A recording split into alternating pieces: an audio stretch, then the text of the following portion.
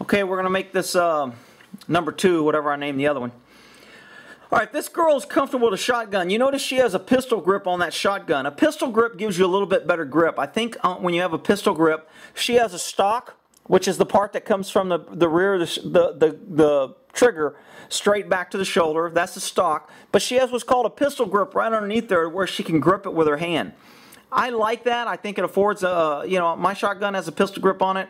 I like the ability to shoot a gun with a pistol grip because you can shoot it with one hand. It gives you a better grip. It gives you more control. It keeps the gun more solid in your shoulder. You notice her back is leaned back a little bit. Well, because she understands a shotgun, she's not going to have to worry about that.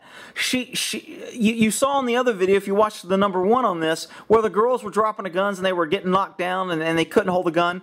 People will tell them, oh, you can't shoot because the gun's too big for you. That's not true. This girl's not what I consider a steroid-taking, weightlifter, beat-up every man kind of girl. She's a fairly small frame girl that's holding a shotgun, and she shoots this gun fine with no problems. Why? Because she's comfortable with it. She understands it. You can tell she shot many rounds. She's able to make minor adjustments because she's competent with the weapon because she's put a lot of rounds through. Now, I'm not going to show this whole video because it's pretty long.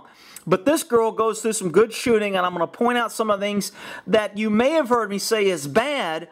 She can get away with it because she's comfortable with the gun, because she's understanding of how the recoil works, how to accept some of the recoil, how not to try and stop all of the recoil, and she realizes that the gun's going to move back and forth a little bit, and that's okay.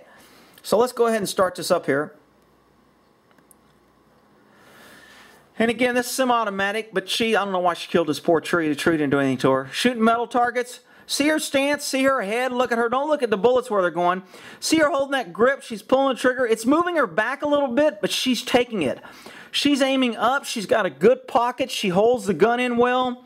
She stops, she leans on that front foot. She's got a fairly aggressive stance. Here it's a little loose. Look at the gun flying. See how she's letting that gun fly? That's good. That's how you can tell. I have everybody shoot a gun and a pistol that way so they understand how a gun drops back and how a gun recoils, and you don't have to fight it. You don't have to be scared of it. Now she's got her stockwell a little low there, and it jumps underneath her, but that's okay. She understands her gun, and she shoots it. Shooting is sitting down, pumping them off. It's not knocking her down. She's familiar with her gun. She shoots quick. She's got a good stance. She knows how to take the recoil. This girl's been around a gun, and you know what? Look at the way this girl handles a gun. She ain't scared of it. She's having fun with it. She enjoys it. She embraces the fact that it's a dangerous weapon, but you know what? She gets power and an ability to protect herself and security by knowing, you know what? I can handle a gun. I can take a gun, and if I need to, I can defend myself, my family, my kids, myself. It doesn't matter. Again, you always see her kind of leaning on that front foot, which is good. She makes a good solid platform in the front, but she still holds the gun good and tight. Here she lets it underneath. Watch it just fly back. See how she just kind of lets it go? She's not scared of it. She's not worried about it jumping out of her hand. She's not worried about it flying out of her hand or hitting her. Why? Because she's shot a lot. She's comfortable with it. Right there, she got a little off balance. She shot so many rounds. See how she's leaning forward after each round? You notice she started up here. I'm going to go back and play that again because I kind of like that little series there. Okay, you notice when she starts this, let me go back one more. Lost her balance there, got off foot, didn't have a good stand. Okay, see how she's leaning forward here? Watch after each shot, she recovers less and less. They call that climb. If you shoot a gun on automatic, the barrel will climb and take off on you. It automatically rises. What she's doing is she's losing her balance. She's shooting so fast. I'm not saying it's wrong. I want you to understand how the body works. She's pulling the trigger so fast that each round is pushing her a little bit more back and back, and toward her last round, you're going to notice she's leaning back and she's losing this front. You see how her body's leaning forward? See how her weight's on this front foot? See how the back foot is kind of supporting this front stance? Those are things that are good stance. So when she shoots, you watch what happens after each successive round. She gets farther back on this foot. She loses this foundation. She loses this leaning forward. Boom, backwards, backward, backward, backward, backward. If she'd have kept shooting, she'd have slowly got backwards. But that's okay. She knew what she kept shooting. She could have stopped shooting. She was in control. I don't know why she has this thing with these trees. These poor trees ain't done nothing to her. I'm not a tree hugger, but, you know, I mean, I don't see killing a tree for no reason. Anyway, I digress. All right, so this is, she's just having fun here. I like this. This is what you do when you go out with a gun and you feel comfortable. This is how you become competent. And sure, it takes a lot of ammo. It takes a place where you can go do this. It takes learning the right way so you don't get hurt and you don't get scared. But there's no reason any woman can't go out and do what this woman is doing. And it just irritates me when I see guys like in that other video setting these women up to fail, not teaching them the right fundamentals, and then they get hurt and they're scared of the gun. This girl ain't scared of a gun. This girl, we can go out and have a good time shooting and blowing up crap because that's just fun. And girls can enjoy it too because she enjoys it, and I'm sure there's a lot of other women that enjoy it. But you got to feel comfortable. You got to feel safe. You got to feel like what you're doing is, you know, you're in control and you're not out there getting hurt.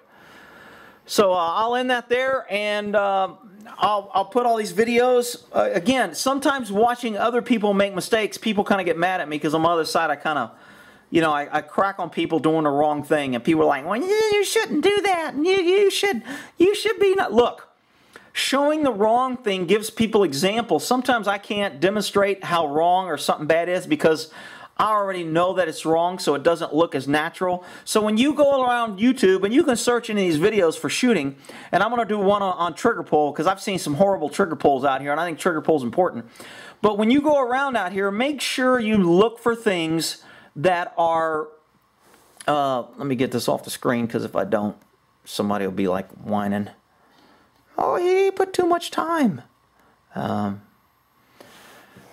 So again, if you want to go out here and shoot, you need to realize that it's a training, it's a process. You can't shoot in one time. It's a process, not an event.